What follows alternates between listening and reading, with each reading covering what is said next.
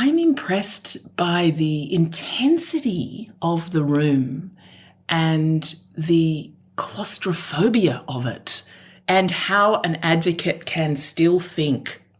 That always impresses me, that they still survive in the intensity of that. I walk into a courtroom as a layperson and I get anxiety. I can feel my breath tighten and my body start to get fearful. And that must be what it's like for a witness. I mean, I'm not even dealing with an emotional cause here. I'm just walking in as a layperson. So I think what impresses me is that it's designed, as I understand, it's designed to be that dense energy, that tight form, in order for everyone to feel that this is important. And I see, because I have worked with actors and I work with other people who aren't barristers or advocates, and I understand what it takes to speak. I think speaking is a difficult act. Speaking in the moment when you have to be face to face with another human being, it's a difficult act, particularly when the stakes are high. So that alone is a high wire act. Then you add on the robes and the wig and the furnishings and the intensity of the environment, the low ceiling, the fact that you're not mic'd, the fact that you've got a very intelligent human being in front of you who's going to catch you off guard at any minute. And then you've got your opponent over here who's going to barb you in the side with some underhand comment. And you've got your client behind you. All of this emotional density. And then you have to be intelligent and sharp. If you can achieve it, that's what impresses me. You've mentioned elite athleticism as well as energetic athleticism. So I think I understand what you mean, but can you just expand on that, please? So I think I need to define what energy is so it's not a scary phrase, because I think that's sometimes a scary phrase for people to hear. Energy is intellectual, it's emotional, it's psychological, and it's physical. And it's vocal. It's all of those things. And because you're coming in and speaking in a courtroom in a live experience, it's like going in with half your case written, really, if you're only thinking it's an intellectual act. It's got to be a vocal, psychological, emotional act as well. It's like you're a sailing boat walking in there. You've got to be aware of where the wind's going to move you. What's the tide doing? Where's the competition coming from if you're in a race?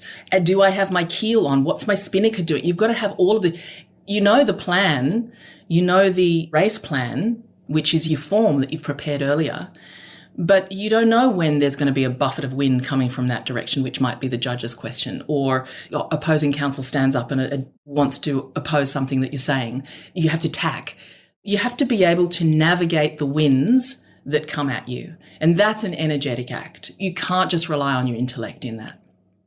I don't think I would ever have described it in that way, but I do understand what you're saying. I think I've previously described it when I've had conversations with others in this way. I feel like an island. You've got the judge, might be against you. I've got a series of opponents who are picking at me, they're against me as well.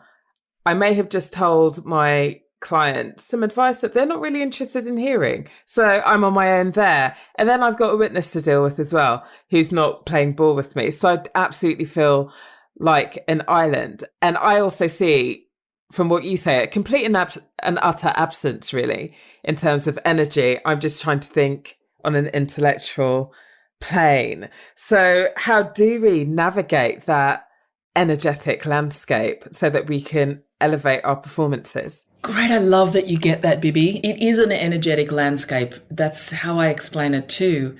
So you're either there on your island, you're either the cork on the ocean, or you're the boat. The judge asks you a question. Where do you go for the answer? Yes, you have to find it in your intelligence, but actually, and I'm going to get really specific here, if your body tightens up, and everyone's got their own habits, their idiosyncratic habits, which might be your toes tighten in your shoes, or your knees lock together, or your inner thighs tighten, all of that will hold your breath. Less breath comes into your body, which means that you can't think very clearly. And we all know, if anyone plays sport, or you have a musical life, or you have any sort of poetry or painting or anything that anyone does as a hobby, you know that when you're best in flow when you're relaxed and you're breathing.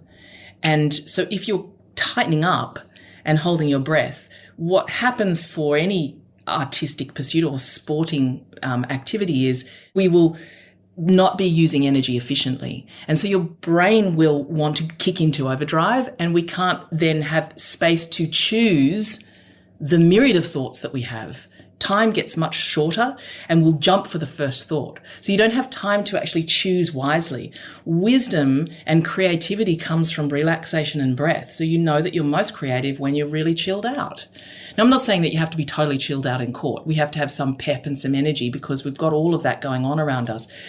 But actually what I do with many barristers and advocates is work on, and this is the principle for all performance, the higher the impulse, the higher the stakes, the deeper you need to relax, the deeper you need to breathe. Just thinking about that, really, it sounds almost simple, which is breathe and relax. Yeah. And I know it isn't. I mean, it's simple. It sounds simple. Breathe, relax and breathe. Duh. Okay, sure, we can do that. But yes, in full flight, what we rely on is our MO, what we're used to, our habits. But actually, it's not too hard. It literally is a physical thing, and it's a really fast physical thing. But you have to learn the physical thing to do, which is, what does it feel like to let my feet relax on the floor, or my knees soften, or my belly soften under the robes? I mean, golly, it sounds a little bit trite, but, I've worked in I think 7 common law jurisdictions now. And I remember working in South Africa, and this lovely barrister, she used to wear red stilettos to court all the time, like, massive red stilettos. And we did this bit of work on body and getting grounded and finding your ballast or your keel or whatever you want to do it, getting into your feet. And I said, well, what would it be like if you just throw your shoes off? That's terribly actory. Oh, golly, we better not do that. But they were in for it, so they did it. She took her shoes off, totally changed her advocacy after that. So she never wears shoesing. She kicks her shoes off under the, table and wears the robes, and she wears bare feet. Sorry if I'm telling any secrets. But it changed her advocacy because it really helped her land and breathe and find some time. So actually it was a physical act for her, which was a quick, not just the taking shoes off, but in the moment, and this is the tricky bit, it seems simple when you say breathe and relax, but actually the hard bit is the fitness of doing it every moment. And this is the very clear principle that I always work on, and I love working on with barristers, is that, and particularly in appellate advocacy, where it is an improvisation. You got 3 judges at you, and they're going to interrupt you any second. So your savior is if you're thinking in moments. Not thinking in, I'm going to do my opening, or I'm going to do a monologue. Oh my gosh, how many monologues have you heard in court where, how can I stop, please? Your savior is moments. And by that I mean, you give an idea and then you land with yourself and you check with your body, am I relaxed? The best place to be is to think of your advocacy as dealing in moments. And in each moment, after each moment, which is an idea, you arrive back in your body, relax and breathe, and then the next thought comes out on sound and you speak it. There's another moment. Arrive, breathe, vibrate, speak. There you go.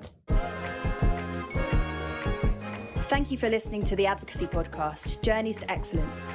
If you enjoyed the episode, please subscribe and visit us at theadvocacypodcast.com for reading lists and other resources. Until next time.